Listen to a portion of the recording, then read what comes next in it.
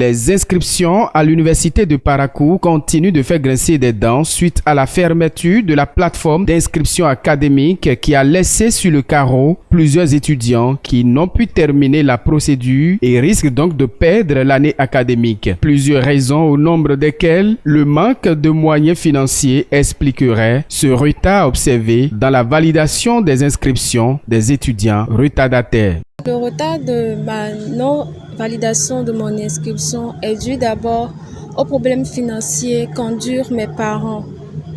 C'est un peu compliqué pour eux de pouvoir payer quand même les 400 000 un peu plus rapidement parce que il faut d'abord faire des prêts et nous savons très bien que quand on demande un prêt, on ne peut pas l'attribuer du jour au lendemain. Aucun étudiant ne va pas accepter de sa propre volonté de ne pas valider son inscription dans les délais. Donc je dis c'est les moyens au niveau des parents qui n'étaient pas au rendez-vous avant la date fixée. Donc ça a fait que je n'ai pas pu valider. De mon côté, c'était dû à un retard puisque les parents n'étaient pas prêts financièrement. Pour l'inscription, les parents n'ont pas vite trouvé l'argent, ce qui fait qu'ils n'ont pas vite envoyé pour qu'on puisse valider.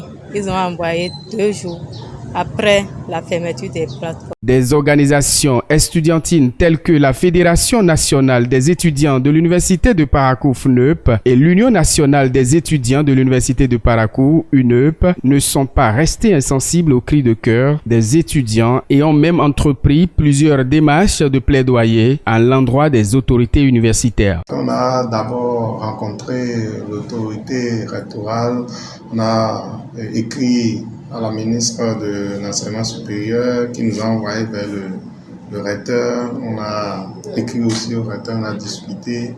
Et bon, comme la date n'appartient plus au recteur, le recteur veut une autorisation formelle, officielle du ministère.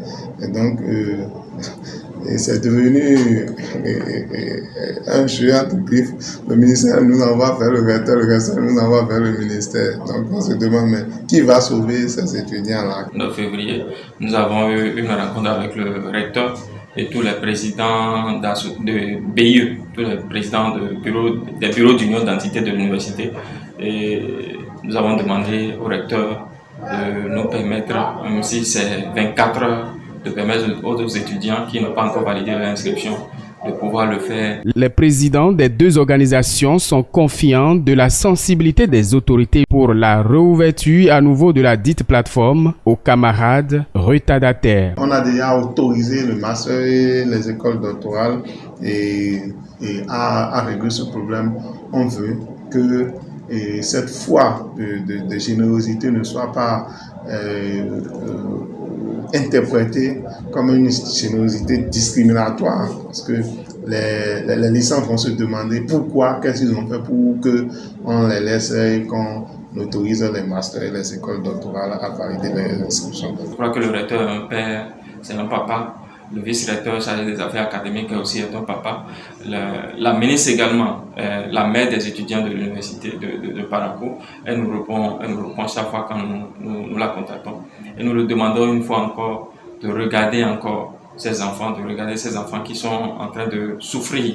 Les regards sont désormais tournés vers les autorités pour une suite favorable à donner aux différentes requêtes.